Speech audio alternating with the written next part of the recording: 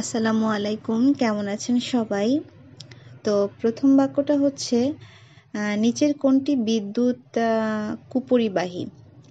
এটা হচ্ছে nichrome. Nichrome তারটা হচ্ছে বিদ্যুৎ কুপরিবাহী। এখন বিদ্যুৎ কুপরিবাহী আসলে কাকে বলে?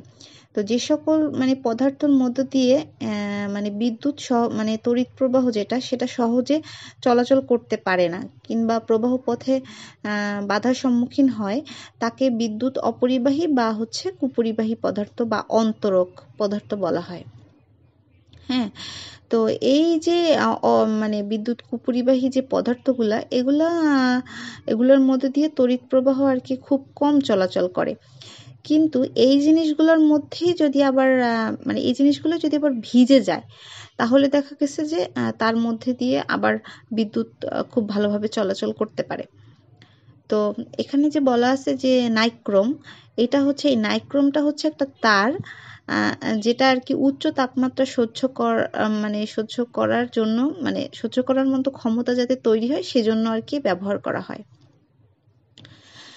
তারপর দেয়া আছে নিচের কোনটি ধাতু? হ্যাঁ, তো এখানে হচ্ছে ধাতু হচ্ছে পারদ। তো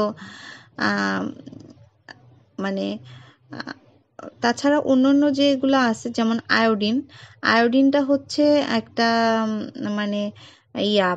কি বলে, একটা অধাতু, একটা আধা উজ্জ্বল কঠিন অধাতু। তারপরে হচ্ছে ক্লোরিনটা হচ্ছে একটা রাসায়নিক মৌল প্রতীক। আর এই ক্লোরিনটাও হচ্ছে অধাতু। এবং তারপরে হচ্ছে ওজনটা হচ্ছে এই ওজন হচ্ছে এক ধরনের বল। তো তিনটার কোনোটাই হবে না। তো এটার নিচের কোনটি ধাতু? এটার উত্তর হবে হচ্ছে পারদ। তারপর কম্পিউটারের মূল মেমোরি তৈরি করা হয় কি দিয়ে? মূল মেমোরি তৈরি করা হয় সিলিকন চিপ দিয়ে।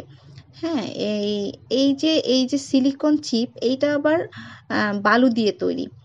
তো এই যে সিলিকা থেকে তৈরি এই যে চিপ, এটা কম্পিউটারের ডাটা, ব্যাপক মাত্রায় ডাটা সংরক্ষণ করতে পারে। সেজন্যই আর কি এটা দিয়ে কম্পিউটারের মূল মেমোরি তৈরি করা হয়। তারপরে হচ্ছে যে সিমেন্টের চুনের পরিমাণ কত? সিমেন্টের চুনের পরিমাণ থাকে 60 থেকে 67 ভাগ। তো এই যে সিমেন্ট তৈরি করা হয়, তাতে বালু দেয়া হয়, অ্যালুমিনা দেয়া হয়, মাটি এবং চুন, এগুলো দিয়ে তারপর হচ্ছে কি সিমেন্ট তৈরি করা হয়। তো আশা করছি সবার ভালো লেগেছে। সবাই ভালো থাকবেন। আল্লাহ হাফিজ।